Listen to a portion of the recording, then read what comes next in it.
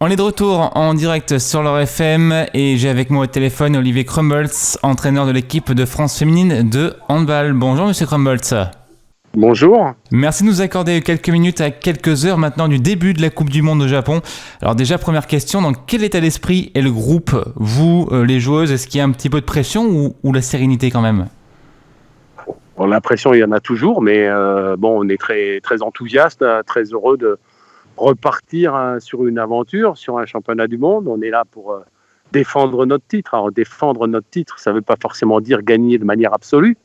Mais en tout cas, le groupe vit bien, on a bien travaillé, on a aussi fait très attention à la récupération parce que la première partie de saison a été dure pour les filles qui jouent en Champions League. Maintenant, on est prêt à engager le combat dans une compétition qui va commencer très fort tout de suite. Alors effectivement, vous le rappeliez, tenant du titre, est-ce que c'est quand même l'objectif aujourd'hui chez les joueuses? Vous savez, on ne se projette pas. Je pense que oui, elles rêvent de conserver leur titre, qui ne rêvent pas de gagner à nouveau une compétition. Maintenant, nous, on reste prudents et humbles. On sait que la première poule est difficile et on a l'impression que le plus important pour nous, c'est de passer cette première poule en sortant avec des points. Parce que je pense que plus la compétition va avancer dans le temps, plus on sera fort physiquement, parce qu'on a une équipe avec des filles qui sont très fortes physiquement et on a beaucoup de rotation. Donc le plus dangereux pour nous, c'est le début. Si on passe le début sans encombre, c'est certain qu'il va falloir compter sur nous pour le dernier carré. Effectivement, la poule n'est pas facile, notamment avec l'Allemagne et le Danemark. Premier match donc demain face à la Corée du Sud. Est-ce que c'est déjà une victoire impérative pour vous?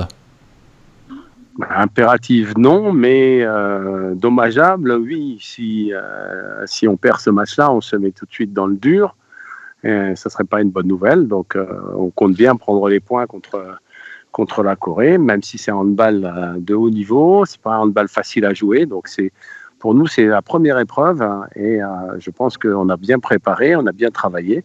C'est un handball atypique. Quand on est au maximum de nos capacités, on arrive à les gérer. Et j'ai bon espoir qu'on soit presque au top là pour pouvoir passer cet obstacle. Alors vous avez eu 3 matchs de préparation le week-end dernier, 3 victoires. Est-ce que ça a permis d'enlever quelques doutes s'il y en avait, ou peut-être de tester différentes tactiques? Ça nous a surtout permis de voir qu'on avait des filles en forme, des jeunes qui ont progressé depuis l'année dernière. Mais l'opposition était un peu tronquée parce qu'il y a beaucoup d'équipes qui se sont économisées, qui n'avaient pas digéré le décalage horaire. Donc pour moi, ce n'est pas des tests. Mais les nouvelles sur ce tournoi et surtout les nouvelles individuelles sont plutôt bonnes. Alors dans votre groupe, il y a une majorité de joueuses qui viennent des 3 grands clubs de France, à savoir Brest, Paris et Metz évidemment. Est-ce que ça facilite les choses au niveau cohésion d'avoir des joueuses qui se connaissent déjà, qui jouent ensemble en club?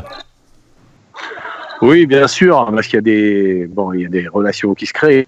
Grâce à Adi qui a joué longtemps avec Béatrice Edwige et qui joue maintenant avec Astrid Ngour, de bonnes habitudes de jeu avec elle.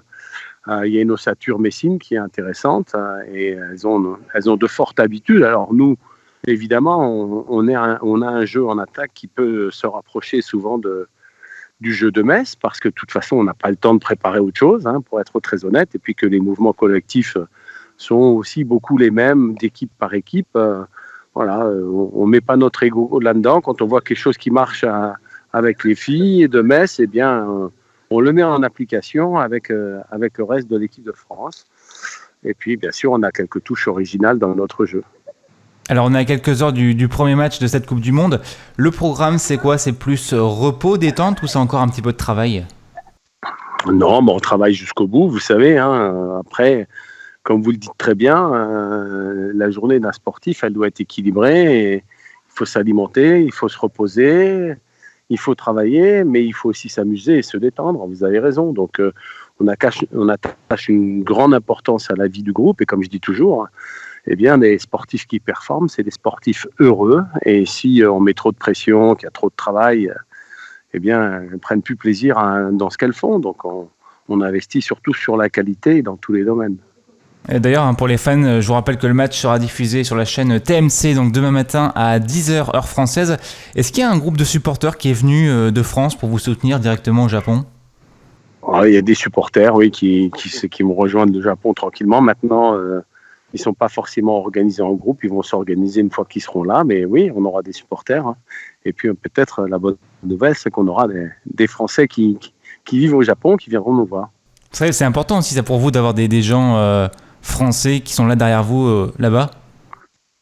C'est toujours agréable d'avoir du public et d'avoir des gens qui nous supportent, bien sûr. Après, l'essentiel n'est pas là quand même, mais c'est toujours agréable, c'est un petit plus. Et dernière question, quand on a un groupe de joueuses qui est surmotivé comme ça, c'est quoi le discours d'un entraîneur? Est-ce qu'il y a besoin de beaucoup parler finalement? Non, et je pense de moins en moins. En plus, on a un préparateur mental qui fait un boulot extraordinaire, donc il ne faut pas en rajouter. Il faut aussi qu'on soit à l'intérieur du staff complémentaire. Et on a des filles, effectivement, qui sont très motivées. Donc les discours de motivation, on en fait par moment, mais pas systématiquement. Et je pense qu'elles se motivent beaucoup au travers de leur passion et de leur ambition.